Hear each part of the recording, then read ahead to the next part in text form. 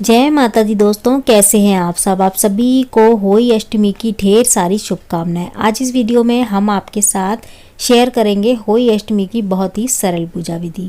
Friends, इससे पहले मैंने वीडियो डाली है कि होली अष्टमी की चौकी कैसे लगाए विधिवत, उसमें मैंने अच्छे से सभी चीज़ बताई हैं, तो आप चाहें तो देख सकते हैं, वरना इसमें मैंने थोड़ी सी शॉर्ट करके डाल दी है, आप ये भी देख सकते हैं शुरुआत में। तो यहाँ पे देखिए, मैंने सबसे पहले चौकी पे लाल रंग का कपड़ा बिछा लिया है। उसके बाद मैंने होई माता की स्थापना कर दी है, मतलब फ़ोटो रख दी है। थोड़े से चावल या फिर गेहूं का आसन लगा के उसके ऊपर होई माता की फ़ोटो रखें आप। और देखिए, गणेश जी, अगर अहोई माता के कैलेंडर में गणेश जी हैं तो आपको अलग से लेने की आवश्यकता नहीं होगी। अगर उसमें नहीं है तो आपको फिर अलग से गणेश जी लेने होंगे पूजा के लिए। हमें 2 घड़ लेने हैं, 2 घड़े लेने हैं। उनमें हमको थोड़ा सा गंगा जल डाल के, आप चाहे तो गंगा जल डाल सकते हैं, वरना इसको स्किप कर सकते हैं। तो मैंने दोनों घड़ों में ना गंगा जल डाला पहले, फिर शुद्ध जल डाल दिया है और कंठ पे दोनों के मैंने कलावा बांध दिया है। फ्रेंड्स, इसके बाद मैं टीके कर रही हूँ हल्दी और रोली से। फ्रेंड्स देखिए, अगर आप दोनों कलश जो है ना मिट्टी के लेना चाहते हैं तो आप मार्केट से दोनों कलश मिट्टी के लेके आ सकते हैं। 2 कलश हम क्यों रखते हैं ये सभी को पता होता है, जिनको नहीं पता होता मैं आगे बताऊंगी। तो चाहे तो आप मिट्टी के भी ला सकते हैं, या फिर एक कलश आप मिट्टी का ले आए और एक घर में इस्तेमाल करने वाले जो होते हैं ना लोटे, पीतल के, तांबे के, कांसे के, वो भी यूज कर सकते हैं। ठीक है, हमें अर्घ कौन से देना है ये मैं बताऊंगी आपको। तो यहाँ पे देखिए, दोनों में हमने थोड़े से अक्षत, थोड़ी सी रोली, 1 चुटकी रोली, 1 चुटकी हल्दी और अक्षत डाल के, और जो हमें दिवाली तक घड़ा रखना है ना, उसमें मैंने एक सिक्का भी डाल दिया 1 रुपये का। अब इनको, इसमें ये सामग्री डाल दी है मैंने जल में। इसके बाद मैंने ऊपर से ढक दिया है। दोनों के ऊपर ढक्कन होना चाहिए, बिना ढक्कन के नहीं होने चाहिए दोनों। ठीक है, इसके ऊपर फिर मैंने जो ऊपर वाला जो कलश है उसके ऊपर मैंने पूड़ी और मीठे पुए रख दिए हैं, जो गुलगुले, बहुत सारे लोग गुलगुले भी बोलते हैं, मीठे जो आटे के बनाए जाते हैं, वो रख दिए हैं मैंने। उसकी संख्या आप 5 या फिर 8 में ले सकते हैं। यहाँ मैंने 5 रखे हैं। ठीक है, और 2 पूड़ी रख दी हैं। खाली बिल्कुल नहीं रखना, ऊपर कुछ ना कुछ रखना है आपको। ठीक है, यहाँ पे आप चाहें तो सिंगाड़े भी रख सकते हैं इनके ऊपर, या फिर देखिए आप एक दूसरे के ऊपर भी रख सकते हैं घड़ों को, या फिर आप अलग अलग भी रख सकते हैं। ठीक है, माता के दोनों साइड रख दें, या फिर आप इस तरीके से एक दूसरे के ऊपर भी रख सकते हैं। यहाँ पे सबसे पहले हम जलाएंगे दीपक, और माता के सीधे हाथ की तरफ रखने हैं हमको। जब तक हम पूजा करेंगे वो सीधे हाथ की तरफ रहेंगे माता के। तो हमने रख दिए हैं। इसके बाद हमने दीपक जला के देसी घी का, आप चाहें तो दीपक को ना गेहूं का आसन दे सकते हैं। यहाँ मैंने प्लेट पे थोड़े से दाने मैंने गेहूं के रख के उसके प्लेट के ऊपर मैंने दीपक की स्थापना कर दी है, दीपक जला दिया है। इसके बाद हम थोड़ा सा शुद्ध जल लेंगे, मतलब एक लोटे में शुद्ध जल लेंगे और थोड़ा सा फूल में जल लेके भावपूर्वक छींटों का स्नान कराएंगे। सबसे पहले गणेश जी को कराएंगे, फिर माता अहोई को कराएंगे। इसके बाद फिर हम जो है ना सबसे पहले गणेश जी को जनेऊ चढ़ा देंगे। अगर आप जनेऊ लेके आए हैं तो ज़रूर चढ़ाएं, नहीं लेके आए तो आप मोली चढ़ा सकते हैं गणेश जी को। 5 बार लपेट दें आप हाथों में। 5 बार लपेटने के बाद आप जो है ना इस तरीके से जनेऊ की तरह ही मोली का एक जनेऊ बना सकते हैं, वो चढ़ा दें गणेश जी को। और यहाँ पे मैंने अहोई माता को ना कलावा चढ़ा दिया है, चुन्नी चढ़ा दी है। अब मैं सबसे पहले गणेश जी को तिलक कर दूंगी रोली से, हल्दी से। उसके बाद मैं सभी को एक एक करके तिलक करूंगी। हमें शिव भगवान को चंदन का तिलक करना है, शिव भगवान भी हैं इसमें, हमें उनको जो है ना चंदन का तिलक करना है, रोली का नहीं करना है। यहाँ पे सभी को हम रोली का तिलक कर लेंगे, खाली जो शिव भगवान हैं, भोले बाबा हैं, उनको हम चंदन का करेंगे, बाकी सभी को रोली हल्दी का कर लेंगे। तो सभी को तिलक करना है, कुछ भी नहीं छोड़ना हमें। चंदा, सूरज, भाई वगैरह जो भी बने हुए हैं ना, सभी को तिलक करना होता है हमको। इसके बाद हम 2 घड़ जो हमने रखे हैं उनको भी तिलक कर लेंगे, दीपक पे भी तिलक कर लेंगे हम। वैसे तो 2 घड़ पे हमने देखिए अच्छे से टीके वगैरह कर दिए हैं। आप चाहे तो स्वास्तिक भी बना सकते हैं। यहाँ पे स्वास्तिक नहीं बनाया मैंने, टीके कर दिए, टीक दिया है। तो अगर सजे हुए होते तो वो भी करने की ज़रूरत नहीं थी, खाली एक टीका रख देते बस। इसके बाद हम जो है ना सभी को फूल चढ़ा देंगे। रोली चढ़ाने के बाद अक्षत चढ़ा दिए हमने, अक्षत चढ़ाने के बाद हम फूल चढ़ाएंगे, सभी को फूल चढ़ा देंगे। अगर आपको फूल मिल जाते हैं या आप फूल चढ़ाते हैं तो ज़रूर चढ़ाएं। अगर आपको फूल नहीं मिलते, आप नहीं चढ़ाते, तो बिना फूलों के भी इस पूजा को आप कर सकते हैं। ठीक है, लेकिन फूलों के बिना ना थोड़ा अधूरी सी लगती है चौकी, लगता नहीं है कि पूजा की है हमने, इसीलिए फूल थोड़ा अपने ही मन में लगता है कि हमें फूल ज़रूर चढ़ाने चाहिए। तो फ्रेंड्स देखिए, यहाँ पे डेली की पूजा में ही फूल चढ़ाए जाते हैं, तो ये तो हम साल भर की पूजा है, इन पे तो चढ़ा ही सकते हैं। यहाँ पे गणेश जी को हमने बतासे और सिंगाड़े का भोग लगा दिया सबसे पहले फूल चढ़ाने के बाद।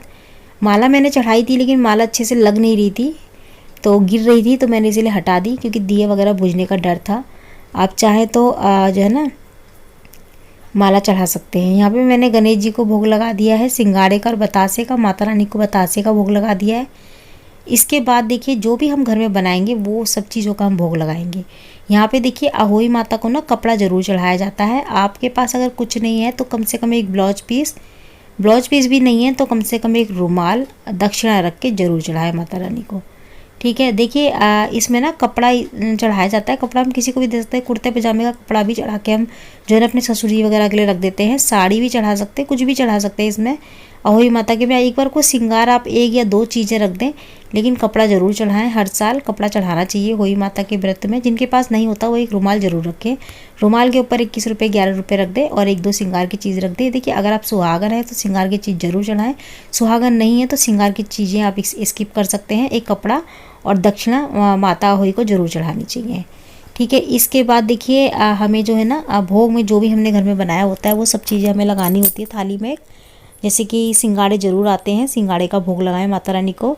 मीठे गुलगुले का भोग लगाएं, गुलगुले बनाए जाते हैं इसमें आटे की पूड़ियाँ बनाए। नमक की पूड़ी नहीं बनानी हमें, बिना नमक की पूड़ियाँ बनानी होती हैं हमको। इसमें नमक नहीं डलता है पूड़ियों में। यहाँ पे हमें हलवा बनाना है। आप जो है ना सूजी का आटे का हलवा बना सकते हैं। आटे का भोग ज़्यादा, आटे की चीज़ों का भोग ज़्यादा लगाया जाता है माता को, तो आटे के गुलगुले, पूड़ी, हलवा या फिर आप और भी कुछ बना सकते हैं आटे के जो है ना। इसके बाद हम अपने भोग वगैरह लगाने के बाद हम जो है ना एक शुद्ध जल का लोटा अपने पास रख लेंगे और सीधे हाथ में थोड़े से अक्षत लेके कथा सुनेंगे। अगर आप कथा दिन में सुन लेते हैं 3 बजे या 2 बजे तो आप फिर शाम को कथा ना सुने पूजा के वक्त, खाली पूजा करके आरती कर ले। अगर आपने कथा दिन में जो है ना नहीं सुनी है तो आपको फिर शाम को कथा करनी होगी, क्योंकि कथा के बिना ना सारे व्रत अधूरे होते हैं। कथा हमें ज़रूर करनी चाहिए, हमें मायने पता होने चाहिए व्रतों के, तो इसीलिए ना हमें कथा ज़रूर करनी चाहिए। तो कथा करने के बाद हम आरती करते हैं।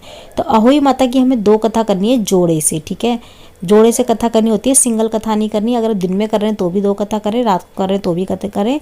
चाहे तो आप दिन में 1 कथा कर सकते हैं और फिर रात को 1 कथा कर सकते हैं। शाम को ना तारे निकलने से पहले पूजा होती है। ये पूजा 5:30 बजे तक, 5 से 6 बजे के बीच में हमें कर लेनी चाहिए। इसके बाद हम आरती कर लेंगे गणेश जी की। अहोई माता की आरती करने के बाद हम अपने सीधे हाथ में शुद्ध जल लेके और इस तरीके से 2 बार बार देंगे चौकी के ऊपर। तो है ना, इससे क्या होता है हमारी आरती ठंडी रहती है। तो इसके बाद हम हाथ जोड़ लेंगे, अहोई माता से प्रार्थना करेंगे अपने बच्चों के लिए, अपने परिवार की खुशियों के लिए, सभी चीज़ों के लिए हम प्रार्थना करेंगे अहोई माता से प्रार्थना। और अपनी रही पूजा में छोटी मोटी गलतियाँ हुई हैं, कमियाँ रह गई हैं, उसके लिए क्षमा मांगेंगे माता रानी से। इसके बाद हमें शुद्ध जल का लोटा वहीं रख देना है। आरती हमारी ठंडी हो चुकी है, पूजा हमारी संपन्न हो चुकी है।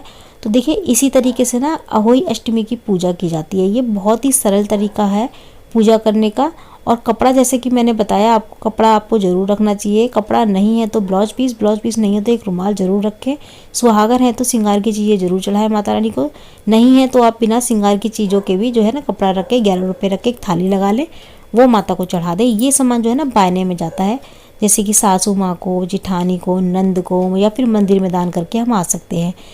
देखिए करवा चौथ का व्रत और जो है ना अहोई माता का जो व्रत होता है, इसमें बायना, वैसे जो जितने भी हम सुहाग के लिए व्रत रखते हैं ना, सब में ये सारी सामग्री जरूर निकाली जाती है। सासू माँ के लिए देने के लिए, मंदिर में देने के लिए इतनी सामग्री जरूर निकाली जाती है। तो ये हमें निकालनी चाहिए। ठीक है, जितना हो सके हम पे करना चाहिए। नहीं है तो कोई बात नहीं, भगवान ये नहीं कहते कि हमारे पास नहीं है हम कहीं ना कहीं से लाके कर्जा करके करें, नहीं ऐसा नहीं है। अगर हम पे है तो करें, नहीं है तो कोई बात नहीं। भगवान भी जानते हैं कि हमारे पास कितना है कितना नहीं।